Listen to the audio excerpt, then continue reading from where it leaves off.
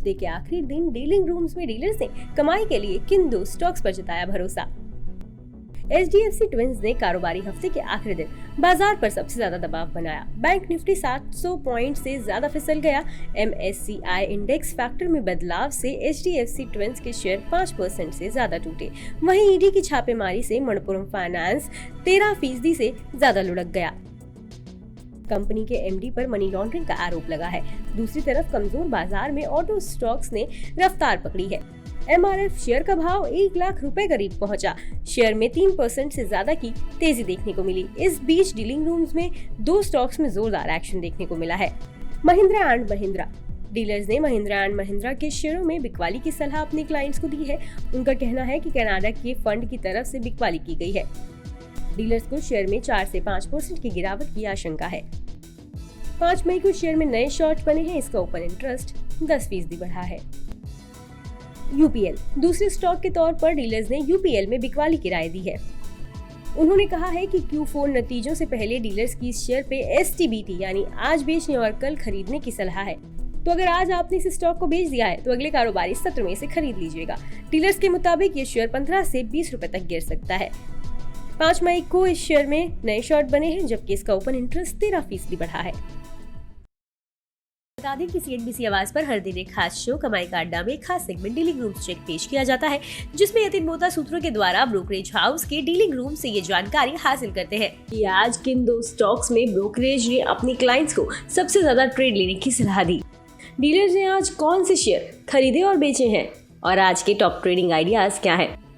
इसके साथ ही किस वजह से डीलिंग रूम में इन स्टॉक्स पर दाव लगा है या किस स्टॉक में आने वाले दिनों में कितने रुपए तक और तेजी नजर आ सकती है। बता दें कि यहाँ मुहैया जानकारी सिर्फ सूचना ही तो दी जा रही है। मार्केट में निवेश बाजार जोखिमों के अधीन है। निवेशक के तौर पर पैसा लगाने से पहले हमेशा एक्सपर्ट से सलाह लें।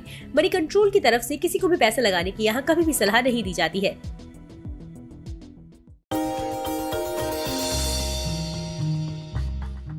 डू यू नो में आज हम बातचीत करने वाले हैं हर घर का चहेता ब्रिटानिया के बारे में। दरअसल ब्रिटानिया आपको आमतौर पे एक बिस्किट कंपनी लगती होगी, लेकिन ब्रिटानिया एक बिस्किट कंपनी ही नहीं है, बल्कि कन्फेक्शनरी कारोबार में एक काफ़ी बड़ी फूड जायंट के तौर पे आप इस कंपनी को देख सकते हैं।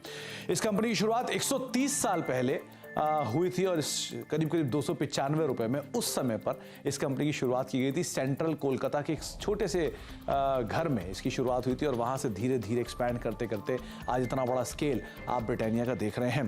ब्रिटिश बिजनेसमैन ने एक स्मॉल हाउस में इस कंपनी की शुरुआत की थी, जिसको धीरे से या फिर बाद में विद टाइम एक्वायर किया गया था गुप्ता ब्रदर्स की तरफ से और इस कंपनी का नाम बन गया था VS ब्रदर्स। लेकिन विद टाइम इस कंपनी में मल्टीपल चेंजेस हुए ओनरशिप को लेकर, जिसके बाद और फेरबदल हुआ और एक ऐसा भी समय आया 1979 में जबकि नेबिस्को ब्रांड, जो ओरियो के एक संस्थापक के तौर पे जानते हैं, जिनको आप ओरियो बिस्किट को अगर आप जानते हैं तो वो नेबिस्को की ब्रांड रहे हैं, उन्होंने इस कंपनी को एक्वायर कर लिया था। एक मेजर स्टेक करीब 27-28% के आसपास स्टेक वो इस कंपनी के अंदर ओन करते थे। लेकिन जो एग्जिस्टिंग प्रमोटर है वाडिया ग्रुप ने, उन्होंने करीब 1990 में इस कंपनी को एक्वायर किया। तो आप अंदाजा लगा लिए करीब 3 दशक से ज़्यादा का हिस्सा जो है वो एग्जिस्टिंग प्रमोटर्स के पास इस कंपनी का है। इसके अलावा एक और इंटरेस्टिंग फैक्ट ये भी है कि वर्ल्ड वॉर 2 जब हुआ था तो इस कंपनी को एक ऑफिशियल पार्टनर के तौर पर चुना गया था। जो ये कंपनी जो सैनिक थे उनको फूड बिस्किट्स प्रोवाइड कराती थी, जो कि उनके आगे के लिए कामकाज करते थे। तो एक बड़ा इंटरेस्टिंग फैक्ट ये भी है कि आर्मी को भी ये कंपनी सप्लाई करती थी वर्ल्ड वॉर 2 के अंदर।